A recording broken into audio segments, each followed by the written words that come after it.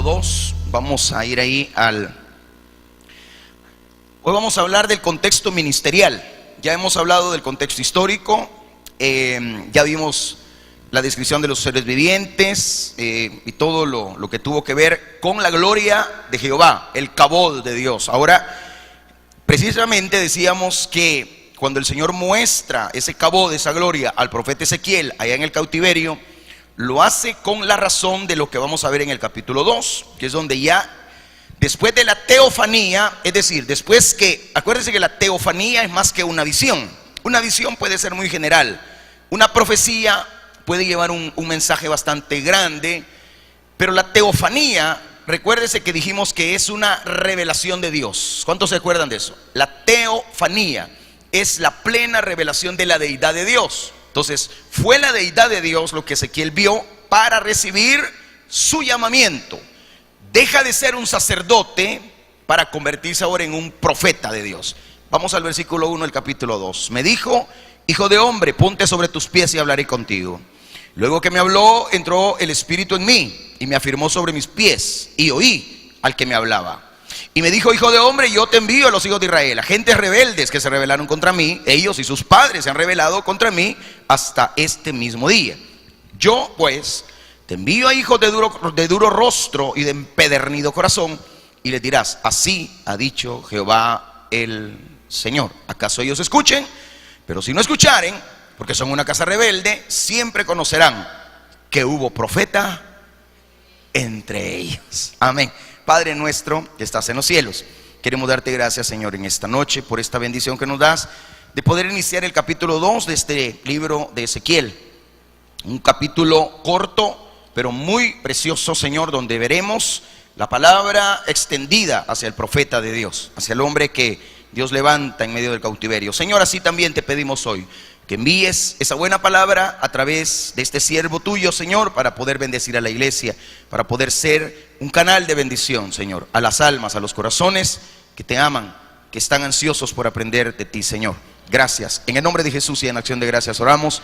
Amén, Señor, y amén. Fíjese que de alguna manera en esta parte de 5 comisiones, porque aquí hay 5 comisiones que recibe Ezequiel después de ver la gloria de Dios en su llamamiento inicial, abarca desde el capítulo 2 pasando por el capítulo 3, es donde nos vamos a amparar para ver el contexto ministerial, que es la visión del desafío que el profeta tiene, ¿verdad? Y esto está desde el versículo 1 del capítulo 2, digo, hasta el capítulo 3, versículo 27, es decir, abarca los 2 capítulos prácticamente este contexto ministerial. Ahora, quiero citar las palabras de Juan Calvino, que dijo en un momento dado: no se puede conseguir que los hombres se conduzcan ordenadamente a menos que se postren. Oiga bien, no se puede conseguir que los hombres se conduzcan ordenadamente a menos que se postren, dijo Calvino. Y eso es lo que pasó con Ezequiel. Ezequiel, cuando ve la gloria de Dios, tuvo que postrarse, tuvo prácticamente que caer rendido. Lo mismo pasó con Isaías, lo mismo pasó con Jeremías, lo mismo pasa con cada uno de aquellos que son llamados a un ministerio. Entonces, después de ver una teofanía, es decir, de una revelación divina, de una presentación de Dios mismo, de la deidad precisamente, pasamos a lo que vendría a ser el ministerio práctico. Oiga bien, cuando nosotros recibimos un llamado de Dios, tenemos que pasar de la revelación, tenemos que pasar de la visión, de la teofanía, tenemos que pasar a la practicidad. La iglesia que no practica la palabra, el siervo, la sierva de Dios que no practica la palabra, se va quedando rezagado en el camino, no camina, es más, se queda estancado. Y es por ello que Ezequiel nos enseña, y lo decíamos la semana pasada, que aún en medio del cautiverio, aún en medio de los problemas que hay, Dios siempre va a revelar su bendita palabra. Pero es necesario que nosotros, como hijos e hijas de Dios, nos postremos delante de su presencia.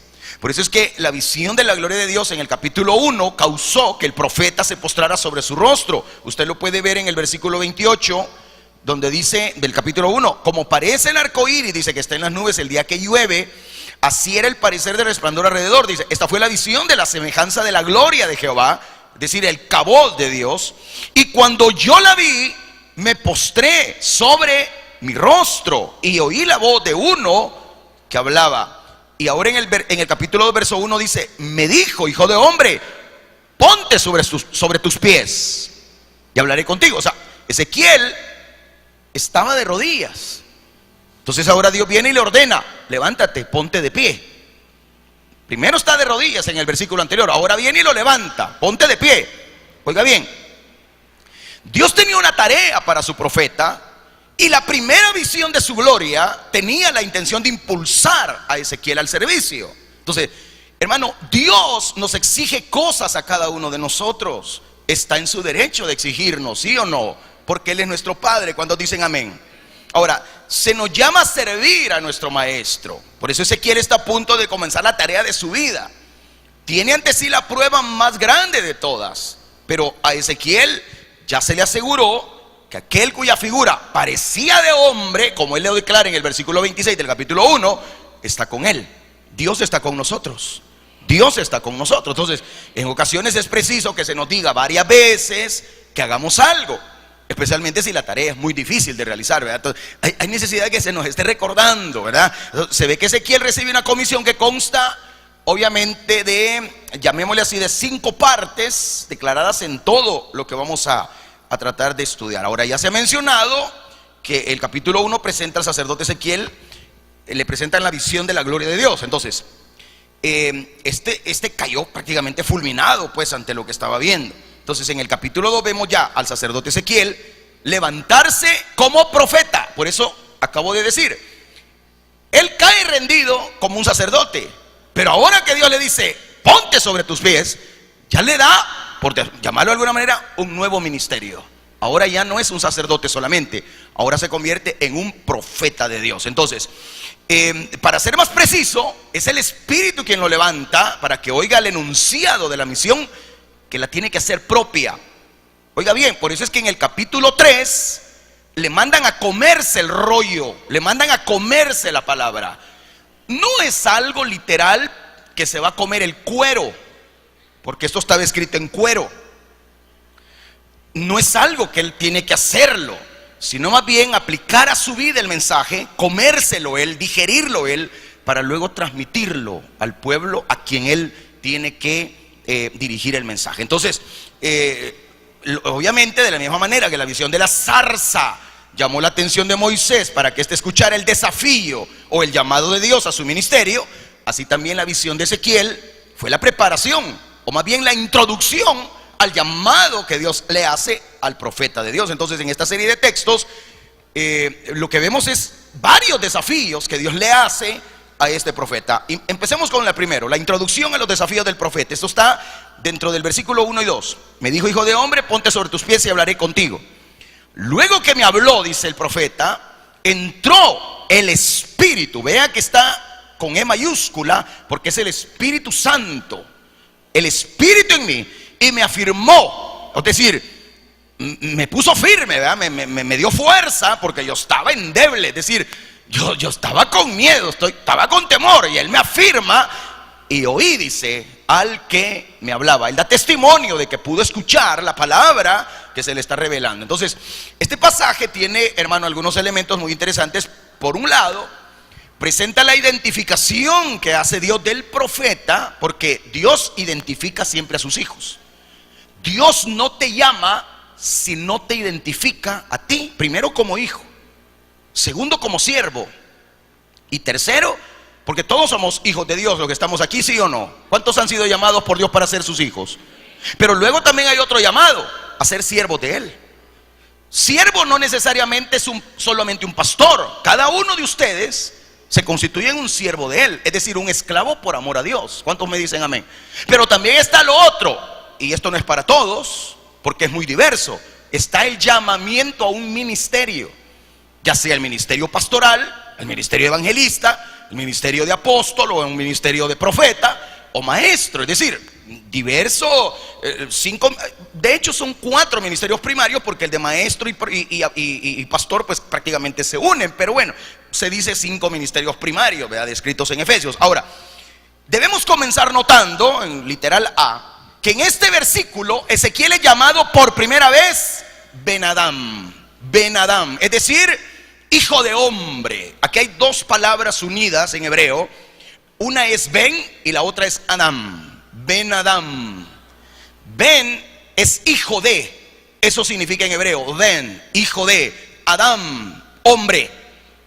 Eso es una connotación muy maravillosa. Mire, es la frase que se usa a lo largo del libro. Nunca Dios llama a Ezequiel por su nombre. Siempre le llama así, Ben Adam, hijo de hombre. No le llama su nombre, sino hijo de hombre.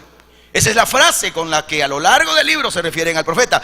En el libro se le llama 93 veces. Vea la importancia de llamarle hijo de hombre a Ezequiel. 93 veces aparece la palabra y nunca se le menciona su nombre propio. Es bien curioso, ¿va? Ya le voy a explicar por qué. Porque Ben Adam es una palabra que nos debe de interesar a nosotros y la vamos a aprender en esta noche. Ahora, dos cosas podemos decir para definir esa frase que estamos atendiendo y prestando atención ahora. En primer lugar, que para comprender el significado de hijo, ¿vea? De, hijo de, o sea, Ben, debemos reconocer que se trata de una expresión hebrea que implica quien tiene determinada característica. Porque no todos son hijos de Dios. Todos somos creación, pero no todos son hijos de Dios. La gente dice todos somos hijos de Dios. No, todos somos creación. Juan capítulo 1 verso 10 dice que a los suyos vino, a los suyos no le recibieron. Más a los que le recibieron, a los que creen en su nombre, les dio potestad de ser. Ahí está. Entonces lo que encontramos ahí es que todos somos creación, pero no todos somos hijos de Dios. Entonces, algunos ejemplos, por ejemplo, que encontramos en la Biblia, como Jonás, capítulo 4, verso 10, dice: dijo Jehová, tuviste tú lástima de la calabacera. ¿Se acuerda cuando Jonás, después que el Señor había tenido misericordia de Nínive, el Señor le hace una calabacera para que este no se asoleara y se quedara hasta dormido, ¿verdad? Y después el Señor hiere la calabacera con un gusano, se seca, y bien enojado porque el Señor había secado la calabacera? ¿Cuándo se acuerdan aquí? Entonces viene el Señor y le dice: ¿tuviste tú lástima de la calabacera en la cual no trabajaste, ni la hiciste crecer? Que en espacio de una noche nació y en espacio de otra noche pereció. Entonces, lo que le está diciendo es: mira, si vos no labraste nada, si vos no hiciste nada, ¿por qué me reclamas a mí que yo no mate al pecador? Si yo he tenido misericordia de él, ¿qué te importa? Si soy yo el que levanta y el que destruye. Eso está diciendo el Señor. ¿Comprende lo que estoy hablando? Porque hay gente que se molesta al ver bendecido a otro, ¿verdad? ¿Y qué le importa? Perdone, si Dios bendice, ¿quién es usted o quién soy yo para molestarme cuando Dios a usted lo bendice? No sé si entiende. Así como tampoco nos debe hacer sentir tan, ay, ¿y por qué Dios castigó a fulano? Bueno, lo castigó porque Dios es soberano y Él levanta y Él destruye. Entonces, él sabe a quién va a levantar, a quién va a bendecir y a quién tiene que enjuiciar. Entonces, el Señor está hablando acá, y en ejemplos bíblicos estamos viendo acá, que por ejemplo en Lucas 16 dice: si hubiera ahí algún hijo, ahí aparece hijo de paz, vuestra paz reposará sobre él, y si no, se volverá a vosotros. Ben Shalom, el hijo de paz. Ben Shalom, ese es el hebreo que se ocupa para decir un hijo de paz. Ahora, en segundo lugar, note usted que no usa el término Ish, sino el término Adam. Oiga bien, el término Adam, o sea, con M, ¿verdad? Ahí aparece, ahí tiene que aparecer, ahí está. Usa el término hebreo Adam. Es un nombre hebreo y hay un juego de palabras. Incluso, por ejemplo, en Génesis 1:26, cuando uno ve, aparece un juego de palabras entre Adam y Adamah. Es decir, tierra. Adamah termina con H al final, y Adam está hablando de hombre y tierra. Adam, Adamah. O sea, hay un juego de palabras ahí cuando en Génesis 1:26 aparece esa frase que dice: hagamos al hombre a nuestra imagen, conforme a nuestra semejanza, señoreen los peces del mar. Pero dice: hagamos al hombre a nuestra imagen, conforme a nuestra semejanza, señoreen los peces del mar, en las aves de los cielos, en las bestias, en toda la Adamah, en toda la tierra. ¿Entiende lo que estoy hablando aquí? Entonces, y en todo animal que se arrastra sobre la tierra. Entonces la palabra Adam es hombre, ¿verdad? Hombre o hombres en manera plural también, y tiene un sentido genérico. Es decir, hace referencia a todos los seres humanos, a todos los hombres sin distinción. Ahora, estamos hablando de un género humano, pero la palabra ish es algo más en sentido individual. La palabra ish se ocupa incluso en el caso de la mujer, se ocupa isha, pero ish es para el hombre. Por eso al hombre, al primer Adán, se le dijo: tú serás llamado ish y tu mujer será llamada isha. ¿Qué entiende? O sea, varón, varona, varón, varona. Es más individual, pero en el caso de Ezequiel le está diciendo no el término ish de manera así bien individual: tú eres un hijo de hombre, sino más bien eres un género igual a los demás.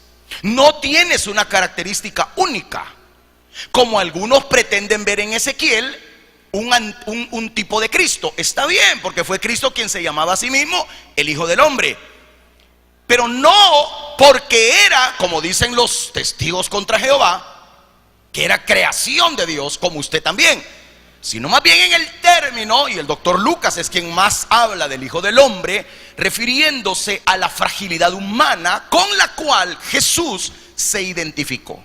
Por eso es que uno debe de entender que Jesucristo, al venir a morir por nosotros, se identificó tanto con tu dolor, con tu tristeza, con tu pecado, que por eso ciertamente, dijo Isaías 53, llevó Él nuestro castigo. El castigo de nuestra paz fue sobre Él, por su llaga fuimos nosotros curados.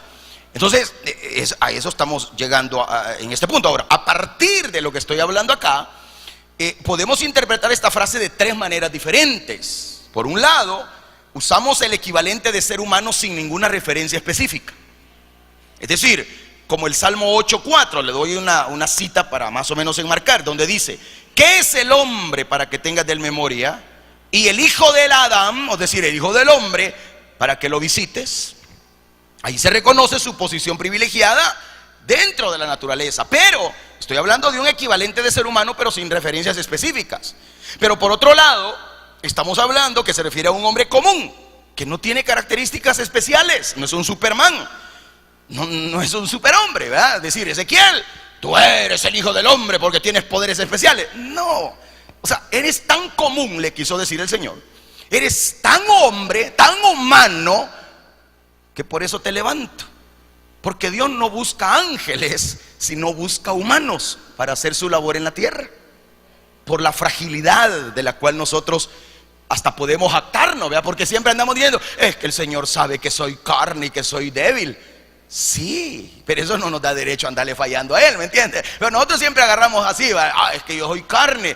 Sí, ya sabe el Señor que eres carne, pero porque eres carne, Él te ha dado de su Espíritu Santo, como hizo aquí con Ezequiel, para fortalecerte en medio del cautiverio.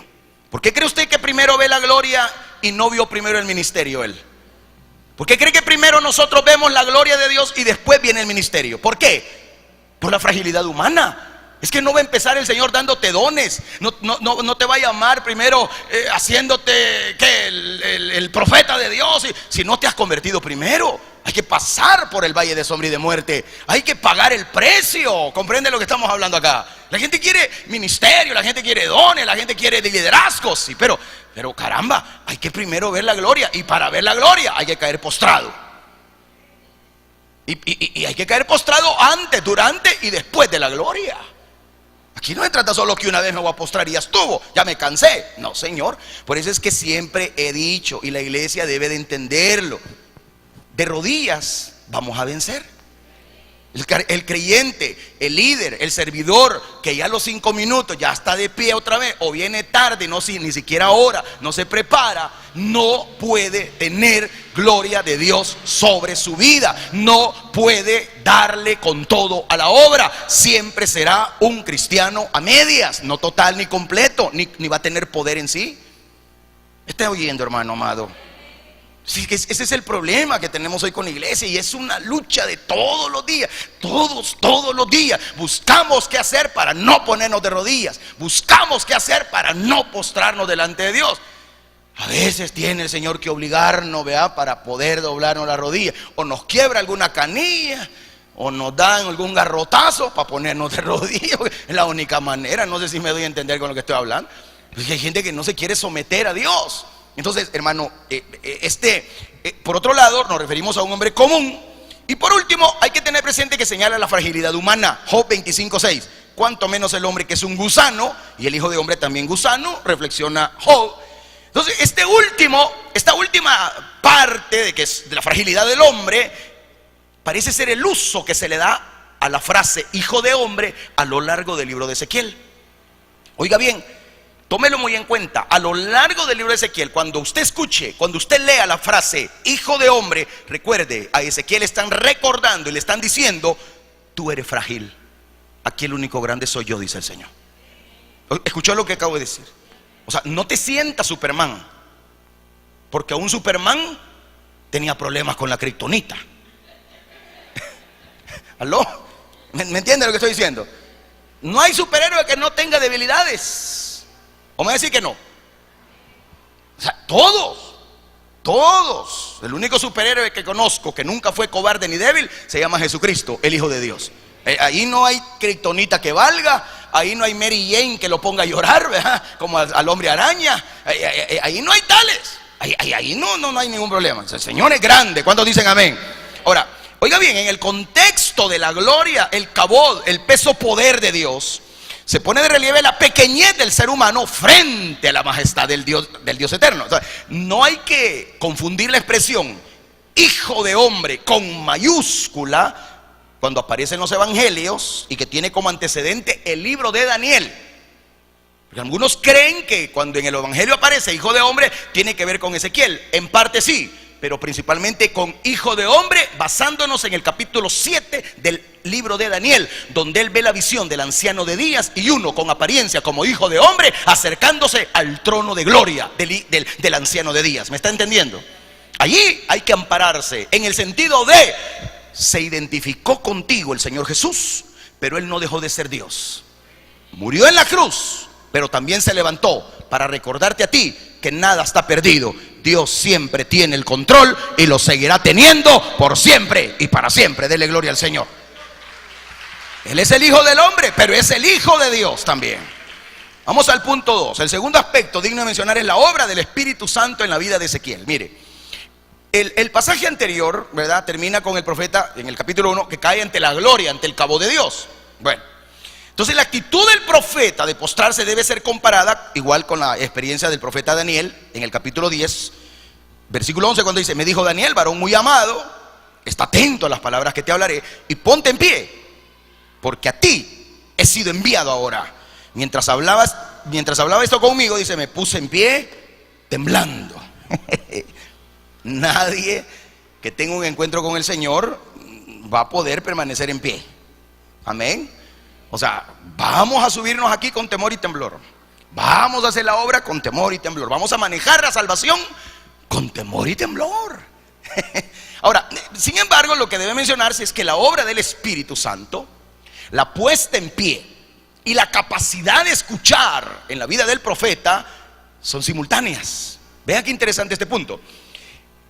La obra del Espíritu, que Él se ponga en pie y que Él tenga la capacidad de escuchar la voz de Dios, es simultáneo. Okay. Esos son eventos bien simultáneos. Note que en el capítulo 1, verso 28, cuando habla del arco iris, y ve, dice, esta fue la visión de la semejanza de la gloria de Jehová. Cuando la vi me postré sobre mi rostro y oí la voz de uno que hablaba. Note usted que ahí se dice que oyó la voz de uno que hablaba. Las primeras palabras audibles registradas ya comienzan, pero hasta en el capítulo 2, versículo 1. Es la presencia del Espíritu de Dios el que capacita al profeta para la tarea, porque siempre va a ser así. Es el Espíritu de Dios quien va a capacitar al hombre, a la mujer de Dios, para poder hacer la obra que le ha sido encomendada. Entonces, las comisiones que se pueden mencionar tienen como característica común el desafío que presentan para el profeta, pero se diferencian en extensión, en contenido y en estructura. Es decir, hay comisiones ahí que están desafiando la vida del profeta. Es decir, las 5 comisiones que él recibe acá, obviamente marcan un desafío para este hombre, porque nadie ha dicho que servirle a Dios es fácil, ¿vea? Siempre servirle a Dios se constituye en un desafío para cada uno de nosotros. Primer desafío es obedecerlo a Él. El primero y el último, ¿verdad? O sea, aquel que quiere servir a Dios tiene que obedecer.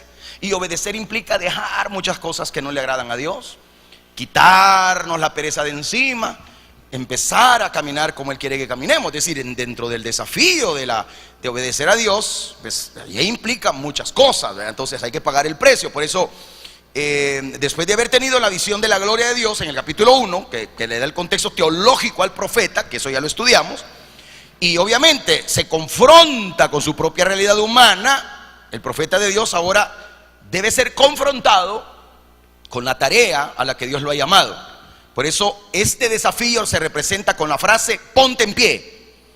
Si postrarse ante la presencia de Dios era la actitud adecuada ante su majestuosidad, estar de pie muestra su disposición de servirle.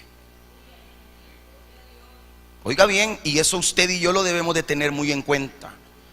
Si postrarnos ante Dios a nosotros nos cuesta y no queremos estar de rodillas, es porque no reconocemos la majestad de Dios. Obviamente, si yo no reconozco la majestad de Dios, tampoco puedo estar de pie dispuesto a servirle, porque no se puede una cosa sin la otra. Si no me postro primero, no me puedo poner en pie. Y si no puedo estar de pie para servirle a Él, tampoco puedo ser capaz de postrarme para demostrarle mi gratitud y para destacar su santidad y su majestad. Eso es lo que estamos aprendiendo acá en el caso de Ezequiel. Por eso el texto dice claramente en el versículo 1, en el versículo 2, luego que me habló, dice, entró, vea lo literal que es esto, entró el Espíritu en mí. Entonces este texto es importante. Esa frase se puede interpretar de dos maneras. Por un lado, se puede referir a la obra del Espíritu Santo en la vida del profeta, obviamente. En esa época el Espíritu Santo entraba y salía de la persona, llegaba y se iba, visitaba. Gracias a Dios, con la muerte y resurrección de Cristo y con la bendición que tuvimos del aposento alto hacia acá, que es cuando la iglesia se formó, ahora tenemos la bendición que el Espíritu Santo se quedó con nosotros. Entonces ahora ya no le puedo decir yo al Espíritu Santo, ven, porque ya el Espíritu está con nosotros. El Espíritu Santo ya está con la iglesia. Entonces yo lo que tengo que hacer es adorar, obedecer, dejar que Él ejecute su obra en mi vida, descansar en Él. El Señor hará lo que tenga que hacer. Entonces el Espíritu Santo toma posesión de la vida de la iglesia, de la vida del creyente. Y es por eso que el apóstol Pablo, capítulo 3 de 1 Corintios, pregunta: ¿acaso no sabéis que eres templo y morada del Espíritu Santo y que ya no sois vuestros sino de Dios? Ya no podemos nosotros decir: Espíritu Santo, ven. No, si ya está aquí, ya está aquí. Por eso, pero en este caso sí, él dice: entró el Espíritu en mí. Entonces, en primer lugar, vemos la obra del Espíritu en la vida del profeta. Hay que notar que en el Antiguo Testamento el Espíritu obraba en los líderes y en ocasiones en momentos muy específicos. Por ejemplo, le voy a dar la cita, Jueces 3:10, por ejemplo. El Espíritu de Jehová vino sobre él, dice, y juzgó a Israel, salió a batalla. Jehová entregó en su mano a Cusat-Risataim, rey de Siria. Prevaleció su mano contra Cusán-Risataim. En el capítulo 6, verso 34 de Jueces, entonces el Espíritu de Jehová vino sobre Gedeón, y cuando éste tocó el cuerno, los abiezeritas se reunieron también con él. Es decir, era una visitación. Y usted siempre va a encontrar en el Antiguo Testamento eso. El Espíritu vino sobre David, el Espíritu vino sobre Sansón, vino sobre Gedeón, vino sobre Otoniel, vino sobre Débora, vino sobre fulano. Eran profetas, pero el Espíritu visitaba y le daba la autoridad en un momento dado para poder bendecir, profetizar, para poder dar un oráculo de parte de Dios. Ahora, otra manera de interpretar esto tiene que ver con tomar la frase cuando él dice, porque en el versículo 1 el Señor le dice: ponte sobre tus pies y hablaré contigo. Luego que me habló, entró. Esta es otra manera de interpretar el pasaje, en el sentido de refiriéndose a una energía espiritual. ¿En qué sentido? Le voy a dar la cita de Números 27:18 para darle un parámetro. Y Jehová dijo a Moisés: toma a Josué, hijo de Nun, varón en el cual hay espíritu, y pondrás tu mano sobre él. Entonces, ¿qué tiene que ver eso? Bueno, yo preguntaría en este momento, cuando el Señor le dice a Moisés: Moisés, toma a Josué. ¿Usted sabe que Josué quedó en lugar de Moisés, sí o no? Oiga la característica que debe de haber en aquel que va a quedar como un sucesor después de un líder. No es igual, porque Dios no levanta dos personas iguales, pero sí deben de tener algo en común. Deben de tener espíritu. ¿Cómo así, hermano? ¿Y no todos tenemos espíritu, pues? Sí. Tú tuviste, cuando naciste te dio el Señor el Ruaj. Eso se llama ¿qué? Espíritu. Pero ahí es en el sentido de viento, soplo de vida. Pero cuando dice Jehová dijo a Moisés: toma a Josué, hijo de Nun, varón en el cual hay espíritu. Lo que está diciendo él, varón en el cual hay disposición, energía. No hay pereza, hay entrega. Ahí está, entrega. Lo va a dar el todo por el todo. No todos aquí, no todos allá, no toda la gente tiene espíritu. Es decir, no todos están dispuestas a pagar el precio, porque solo aquellos que realmente lo pagan, entonces verdaderamente serán como Josué y podrán decir: mi casa y yo serviremos a Jehová y no daremos gloria a nadie más, sino solamente a Él, al Dios de los cielos. ¿Me estoy oyendo? Entonces, ¿qué le están diciendo acá? El profeta Ezequiel está postrado. Termina el capítulo 1 postrado el hombre. Pero ahora necesitaba de energía, es decir, espíritu proveniente de Dios para enfrentar el desafío que tenía por delante. Claro, el Espíritu Santo puede venir. El Espíritu Santo está con la iglesia. ¿Cuántos me dicen amén a eso? Pero no todos los que me están escuchando acá tienen oídos para oír. No todos los que están acá tienen espíritu con E minúscula, es decir, tienen la disposición de servir al Señor. En las primeras de cambio, voy a ir, no fue. ¿Por qué? Porque llovió. No, porque me quedó lejos. No, porque no tenía quien me llevara. No, porque me quedé dormido. No, porque tuve miedo. No, porque me pasó. No, por esto, por lo otro. ¿Está entendiendo? Cuando tú no tienes espíritu, tú eres de los que retrocede. Y el que retrocede, ahí está. Ahí está. ¿Cómo voy a agradar yo a Dios si en lo poco fui cobarde? ¿Cómo me van a poner en lo mucho? ¿Qué responsabilidad mostré en un ministerio pequeño? ¿Cómo me van a poner en un ministerio enorme? Si no puedo dirigir 3, ¿cómo voy a dirigir 100? Y eso usted lo ve hasta en una empresa. Eso usted lo ve en un negocio. Si usted no es capaz de guardar la ganancia y también se come la ganancia, se come el producto, no guarda nada, entonces ¿cómo va a tener un gran negocio? Usted nunca va a llegar no va a pasar de la peseta. Si en aspectos económicos mostramos falta de fe, porque muchos en la iglesia: ay no, yo no puedo venir porque tengo que ir a vender, tengo que trabajar. Entonces, ¿cuándo vas a salir del 5 de yuca? Entonces en vos no hay energía, en vos no hay fe. ¿Está entendiendo?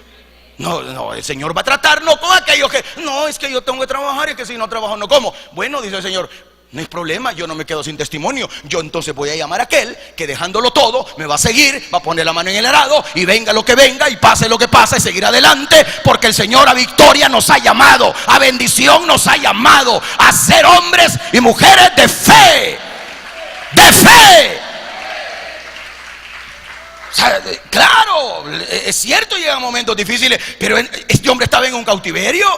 Oiga bien, este hombre podría estar frustrado. Tenía 5 años de estar cautivo, de estar lejos de la patria que le vio nacer. Cumple 30 años en el cautiverio. 30 años. En este momento yo pudiera ser un sacerdote, ya cumplí la edad, ya puedo estar en el templo y sin embargo estoy a cientos de kilómetros. ¿Se hubiera lamentado? La gloria del Señor se aparece a los 30 años de edad del hombre, porque Dios nunca llega antes ni después, llega en el momento correcto y le dice: hijo de hombre, hoy que te has postrado, porque el que se postra delante de mí es el que está en pie también. ¿Escuchó lo que dije? Es que no es el altanero el que va a salir adelante, es el que se humilla, porque al altivo de lejos, pero al humilde de cerca. No es al que anda para arriba y para abajo el que Dios bendice, es al que se postra. Es al que busca, al que busca la mejor parte, como María, que buscó la mejor parte. ¿O no lo dijo Jesús? ¿No lo dijo Jesús? ¿Se da cuenta? Entonces Ezequiel estaba en el cautiverio, tenía deseos, a lo mejor frustrados los deseos, como a usted y a mí nos pasa, que queremos esto y no lo tenemos, que queremos lograr y no lo logramos, que queremos y estamos esperando y estamos esperando y estamos esperando. Yo soy un vivo ejemplo de lo que estoy hablando acá. Yo he esperado y he esperado y he esperado, y hay momentos en que me he desesperado también, porque no veo la mano de Dios moviéndose en mi vida, porque quiero hacer las cosas y Dios a lo mejor me dice: no, no es tiempo, no, todavía no, no, pero es que Señor, a Pablo le pasó: quiero ir a predicar allá, no. Quiero ir a predicar allá, no. Señor, te voy para acá, no. Te vas a ir a Macedonia, porque hay un varón macedonio que está necesitado de mi palabra. Ahí te vas a ir. Ahí lo mandó el Señor, y ahí levantó obra el Dios de la gloria. No es a donde yo quiero, es a donde Él me va a enviar, y a donde Él va a sostener su obra, y donde Él va a realizar la labor a la que fuimos llamados. Ezequiel no era un hombre a la loca, a la carrera, como muchos de nosotros. ¿Se sentía mal? Sí, cualquiera se siente mal en un país lejano, abandonado. Al menos los que se van de mojados, pero ya cuando tienen trabajo y empiezan a ganar, ya se sienten bien alivianados. Pero este no estaba como la gente que se va de mojada. Este se fue a la fuerza. Este se fue no a buscar horizontes buenos. Al contrario, estaba en medio de un montón de gente pagana. Por eso en medio del paganismo Dios se le revela, le muestra a los querubines que resguardan el trono de Dios, la gloria de Dios, muestra su resplandor, muestra su poder, muestra su autoridad. Y después de mostrar todo lo que Él es, le muestra todo lo que Él quiere y todo lo que Él demanda, no del profeta solamente, sino de la gente a quien Él va a dirigir 22 años. Porque aquí empieza a dirigir Él a la gente durante más de 20 años, 22 aproximadamente. Entonces la tarea no iba a ser fácil. ¿Me comprende lo que digo? Por eso el profeta se encuentra postrado. Ahora tiene que tener la energía del Espíritu Santo, pero también en él debe tener el deseo del querer hacer las cosas. Porque una cosa es que el Espíritu te llene, y otra que vos quieras seguir hablando tus lenguas, que vos quieras seguir ejerciendo tu autoridad en el ministerio que tenés. ¿Cuántos pastores no han dejado el ministerio? Recibieron la autoridad de Dios, ¿y qué hicieron? Se largaron. ¿Cuántos profetas en las iglesias callaron su boca? No tuvieron espíritu. Tienen el Espíritu Santo, pero no el espíritu de servicio. ¿Me está oyendo? Esto el Espíritu Santo me está diciendo ahorita: llévalos a Romanos 12. Quiero ver. Véalo. Esto no está en mis notas, pero vale la pena que lo veamos. Si el Espíritu me lo pide, vamos. ¿Qué le parece? Vamos a Romanos. Veamos. Aquí me llegó la palabra aquí ahorita. Pero vamos a ver. Si lo tiene, me dice amén. Romanos 12, ¿lo tiene? Vaya, busque el verso 6.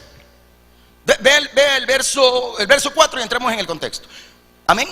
Porque de la manera que en un cuerpo tenemos muchos miembros, como la iglesia que tiene muchos miembros, pero no todos los miembros tienen la misma función, así nosotros, siendo muchos, somos un cuerpo y todos miembros.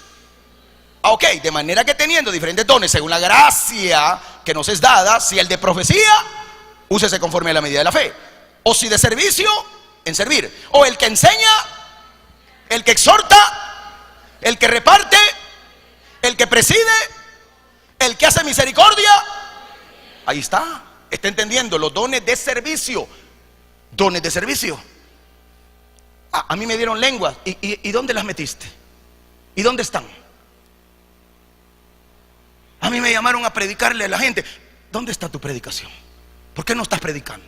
¿Por qué no estás sirviendo? ¿Por qué no estás enseñando? ¿Qué no te dieron el ministerio? ¿Qué no te llamaron a un ministerio? Diáconos, diaconisa. ¿Y por qué renunciaste? No me vengas a poner excusas baratas. No. Ya tu mente está trabajando ahorita. ¿Verdad? Te estás inventando, estás hilvanando. No me vengas a culpar a mí. No me vengas a culpar a los coordinadores. No me vengas a culpar a nadie. Culpate vos solo. Entendé que vos sos el culpable. Entendé que algo malo hay en ti. Que no querés someterte es otra cosa. Perdón que lo diga, pero es cierto. No vengamos a culpar a los demás, porque todos hemos pasado por situaciones iguales o peores. Yo he pasado en 18 años cosas que no te podés imaginar, y aquí me tenés. Y todavía estoy lidiando como Ezequiel, con un pueblo rebelde que no quiere oír la palabra. No es fácil. que te lancen el mensaje en la cara, que te digan de todo, que critiquen lo que haces, que te juzguen lo que haces, que comenten por otro lado todo lo que haces, a pesar de que lo hacemos para vos mismo, para que Dios te levante de donde estás en la calle.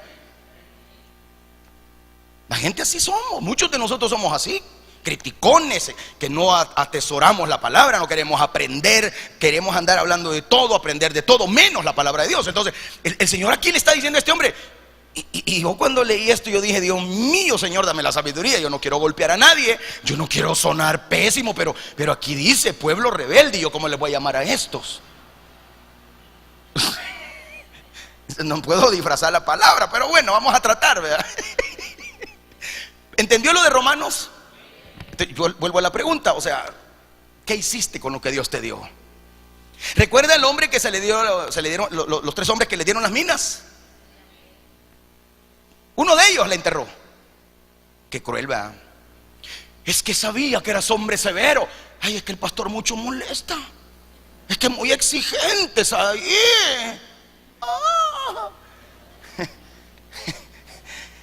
De decirle eso a tu jefe, que te exprime por unos míseros dólares que te da y todavía le besas los pies. De decirle eso al mundo que te exige, que te pide, que te da, que te saca el jugo. Anda a decirle eso. Anda a decirle a Simán lo que está haciendo en tu vida. Anda a decirle a Calleja, decirle a toda esa gente millonaria que explota lo que están haciendo. Anda a quejarte con ellos. Anda a quejarte con los de Tigo, con los de Telefónica, a ver cuánta miseria te pagan y vos les besás los pies. Y a Dios no le queremos besar los pies. Y ni siquiera eso nos pide, solo quiere que sirvamos. Ay, pero es que son muy estrictos. No tenemos espíritu entonces. Por eso el profeta está postrado, necesita de Dios, igual que nosotros. En este último caso no se trata de una persona, sino una cosa, porque la Biblia, el lenguaje actual así lo llama. Es decir, parece no haber duda de que en el texto la referencia directa es a la obra del Espíritu Santo que está obrando en la vida del ser humano. Y es que así es que si no es el Espíritu de Dios quien nos impulsa, no podemos seguir adelante, hermano. Ayer me decía un hermano: hermanos, si ustedes nos dice nunca han querido tirar la toalla. Yo me quedé callado. Claro que sí, le iba a decir yo. Medio le dije algo pujando. Claro que sí. ¿Y qué voy a hacer? Le dije yo, si fuimos llamados. Fuimos llamados y no es a la fuerza. Porque también yo soy libre. O sea, ¿usted cree que yo estoy amarrado a la iglesia? Peor que ni me pagan. Yo no tengo sueldo y le trabajo 24 horas a usted y a Dios. Y a mí no me dan sueldo.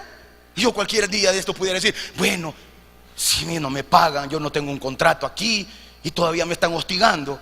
No, hombre, yo mejor agarro camino y busco qué hacer por otro lado. Si todavía estoy, no estoy bicho, pero pudiera vivir del negocio donde yo vivía, poner mi changarro por ahí, aunque me estén renteando los bichos esos malillas de las colonias.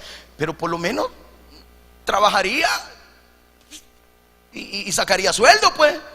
¿Me entiende lo que estoy hablando? Pero cada vez que viene un pensamiento de tirar la toalla, siempre viene también el pensamiento: si es que el llamado te lo hice yo, no te lo hizo nadie. Si es que la iglesia, aunque no les guste y aunque no te apoyen, porque no todos están contentos, pero aunque sea 2 o 3 que reciben mi palabra, por ellos vas a trabajar, por ellos vas a seguir, y por ellos es que yo me glorifico en la iglesia, porque la iglesia es mía, dice el Señor. ¿Cuántos dicen amén?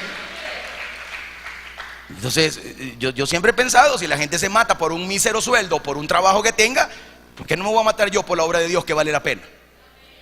¿Por qué no me voy a desvivir yo? Porque, mire, yo me he acabado mi garganta en todos los años que he predicado. Me he acabado la vida, estoy enfermo de muchas cosas. ¿Para qué le voy a contar? Lo vamos a poner a llorar todos aquí. Y yo le pido al Señor: Señor, y la respuesta casi es inmediata: bástate mi gracia, Eduardo. Casi me siento igual a Pablo. Perdón que me compare, no me estoy comparando. Pablito, perdóname, un día te voy a ir a abrazar al cielo. Pero no me comparo, simplemente estoy diciendo: así me quiere tener el Señor, Él sabe por qué.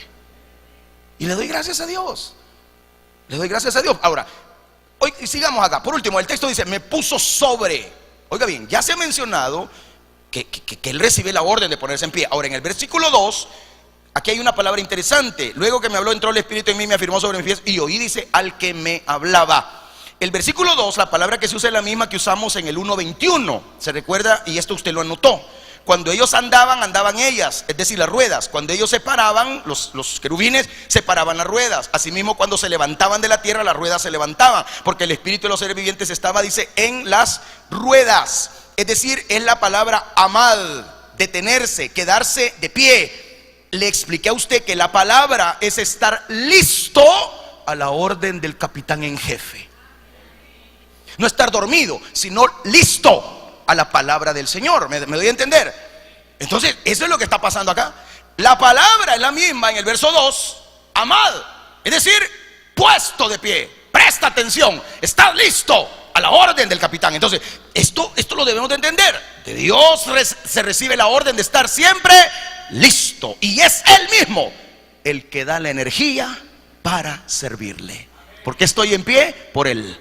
¿Por qué predico? Por Él. ¿Por qué sigo adelante? Por Él. ¿Por qué le damos gloria? Porque Él es el único que merece alabanza, gloria, honor, porque es el único digno. Él es el único digno. Esto nos lleva al primer desafío. El primer desafío de este hombre: hijo de hombre, a una casa rebelde. Ay, Señor, ayúdame. Me dijo: hijo de hombre, yo te envío a los hijos de Israel, a gente rebeldes que se rebelaron contra mí. Ellos y sus padres se han rebelado contra mí hasta este mismo día. Esta parte del primer desafío abarca desde el capítulo 2, verso 3, hasta el capítulo 3, versículo 3. Hasta ahí llega este relato del desafío. Ahora, después de confrontarse consigo mismo, porque aquí hay una confrontación que el profeta se hace al estar delante de Dios, como debemos de hacerlo nosotros. Nos debemos de confrontar a nosotros mismos. Entonces, el profeta debe enfrentarse ahora con el pueblo al que ha sido llamado a dar su mensaje. Esto es similar como cuando uno prepara un mensaje. Uno se desafía a uno mismo, y uno se confronta con el mensaje uno primero, para luego venírselo a dar a usted. O sea que yo primero me miro en el espejo, ¿va? ¿Entiendes lo que dije? ¿Va? Luego vengo aquí, pero yo ya vengo así de los cachetes. Se debe notar, hermano, el uso de un término hebreo, y es el hebreo shalach, que es enviar. Enviar, ese es el verbo, shalach, ahí está, shalach. Enviar a una persona, enviar una cosa. Por ejemplo, en Proverbios 26:6 se habla que el que envía recado, dice, por medio de un necio, y empieza a declarar ahí. Es la palabra shaleach de Barim ben Yahgesil. O sea, estaba usando ese verbo ahí, shalach, de enviar a alguien. Entonces, también es el verbo extender la mano, shalach, para extenderle la mano a otra persona. Ponerle la mano a alguien para ayudarlo, pero también para herirlo, ¿verdad? Eso también es una connotación que se usa, el verbo shalach. También acusar a alguien levantando el dedo, así como cuando uno señala a una persona, ¿verdad? Él fue, él. Entonces se acusa a alguien levantando hacia el dedo. También es, los hebreos o los judíos también lo usan para decir shalach, está señalando a una persona. Entonces, pero en el contexto en el que está acá, tiene varios usos. Pero el principal uso que se le da al verbo shalach es cuando Dios envía a sus profetas obviamente al trabajo al que fueron enviados. Isaías 6:8 dice: después oí la voz del Señor que decía, ¿a quién enviaré? Ahí está, shalach. ¿Quién irá por nosotros? Entonces respondí yo: heme aquí, envíame a mí. Ven a shalach. O sea, envíame a mí, ven a shalach. Envíame a mí. Eso está diciendo él. Yo iré, envíame a mí. Jeremías 1:7 dice: me dijo Jehová, no digas, soy un niño, porque a todo lo que te envíe irás tú y dirás todo lo que te mande. Acuérdense que Jeremías decía: soy un niño, no puedo ir, y entonces empieza a poner excusas para no hacer la obra. Jeremías 25:4 dice: envió Jehová, ahí está el término shalach en pasado. Dice: envió Jehová a vosotros todos sus siervos, los profetas, enviándoles desde temprano y sin cesar, pero no oísteis ni inclinasteis vuestros oídos para escuchar. Y Jeremías también 26:5 dice: para atender a las palabras de mis siervos, los profetas, que yo os envío desde temprano y sin cesar, a los cuales no habéis oído. También se usa la palabra cuando no solo se enviaba a los profetas, sino también a sus representantes.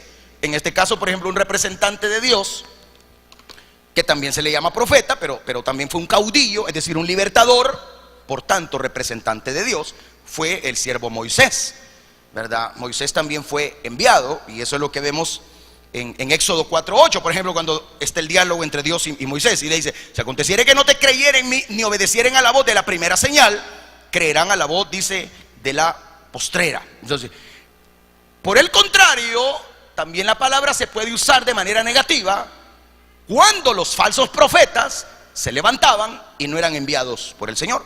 Como Jeremías capítulo 14, verso 14. Me dijo entonces Jehová: falsamente profetizan los profetas en mi nombre. No los envié, ni les mandé, ni les hablé. Visión mentirosa, adivinación, vanidad y engaño en su corazón os profetizan. Jeremías 14, 15 dice: por tanto así ha dicho Jehová sobre los profetas que profetizan en mi nombre, los cuales yo no envié, y que dicen: ni espada ni hambre habrá en esta tierra, con espada y con hambre serán consumidos esos profetas. Como hoy, vea que hay un montón de gente que habla de un gran avivamiento en la iglesia. Hermano, este es el mejor tiempo de la iglesia. Qué curioso, porque la Biblia no dice que este es el mejor tiempo, dice que este es el tiempo de la decadencia para la iglesia. Es la última, la iglesia de la Odisea, que el Señor ya va a venir, y la iglesia va a estar en apostasía, no va a estar en avivamiento. ¿Escuchó lo que dije? Qué curioso, ¿verdad? Que los grandes cantantes que aparecen hoy dicen: es que estamos en el mejor tiempo, esto es el avivamiento, la gran bulla. No, avivamiento es santidad, avivamiento es búsqueda, avivamiento es doblar rodillas, avivamiento es tener el Espíritu Santo en una vida consagrada solo a Él. Eso es avivamiento. La bulla no, el andar va de cantar tampoco, y aunque nos encante cantar, pero eso no es avivamiento. ¿Comprende lo que estoy hablando? Los conciertos, no, está bonito y se oye chulo que salgan los profetas. Cuando yo me acuerdo que Cindy Jacobs le dijo a Tony Saca, antes que lo metieran preso, por supuesto, cuando él era presidente, ¿va? Y ella viene a la feria y le dice: Mr. President, come on here, I need to talk to you. I got a word from God to your life and your country. Tengo una palabra de Dios para ti, para tu vida. Ven, te quiero hablar. Y lo pasan. Y entonces llega el Don Tony.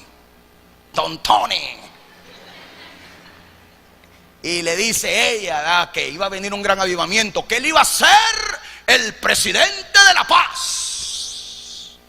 Peor se puso aquí. Pero también hubo algo que tenemos que reconocer de Cindy Jacobs, la profeta de Jehová. Tenemos que reconocer que dijo una gran verdad entre todas las mentiras que también dijo. Dijo: I need to talk to you. If my people, si mi pueblo se humillare. Y como eso no se cumplió, no vino la bendición al Salvador. Porque la iglesia, en lugar de humillarnos, más altaneros nos hemos hecho, más orgullosos estamos, y no oramos, ni buscamos su rostro, ni dejamos los malos caminos, ni nos arrepentimos. ¿Vea? Segundo de Crónicas 7:14. Si mi pueblo, no está diciendo si Santana, porque no toda Santana está convertida. No, está hablándole a usted que no me quiere voltear a ver. Con usted el volado. Si mi pueblo se humillare, sobre el cual mi nombre es invocado, oraren, buscar en mi rostro y dejar en sus malos caminos, entonces yo iré desde los cielos, perdonaré sus pecados y sanaré su tierra. Sí, esa es la única verdad que ella dijo. Y ahí le dijo: no, tú serás. Casi le repitió las palabras del Juan Pablo II, que dijo: seamos artesanos de la paz. Así decía Juan Pablo II desde la Basílica de San Pedro: seamos artesanos de la paz. Sí, ¿cómo no? Claro, tenía razón ese viejito. Tenemos que construir la paz desde aquí para allá. ¿Cómo gozan ustedes? De aquí para allá, no es de allá para acá. No es que el gobierno va a cambiar las cosas. No, hombre, si el gobierno haciendo negocios por otro lado anda. No, si la iglesia es la que tiene que humillarse, el gobierno no. Nuestros hijos son los que tienen que empezar a obedecer en casa para que la bendición esté en la casa. ¿Está escuchando? Los hijos tienen que empezar a portarse bien y a empezar a hacer la voluntad de Dios y de sus papás, honrándolos para que los tiempos de bendición vengan a nuestra vida. ¿Qué no fue lo que el apóstol Pedro dijo en su primer mensaje a los judíos reunidos que decían que tenían la ley de Dios en su vida? Pues, arrepentíos y convertíos para que vengan del Señor tiempo de... Ahí está. Ya ve. No, si el gobierno no hacen nada por nosotros, solo piden el voto. Cuando les conviene te dan la mano. como aquel va, venga esa mano. Sí, pero no, entonces no. Y el tiempo se me va, mire qué barbaridad. Terminemos solo un poquito. Descripción del pueblo. Esto lo dejamos para la siguiente semana. Gracias, Señor, porque no voy a poder describir cómo era el pueblo, pero solo leamos. Yo te envío a los hijos de Israel, agentes rebeldes que se rebelaron. Algunos van a decir, pues ya no va a venir el otro martes, hermano.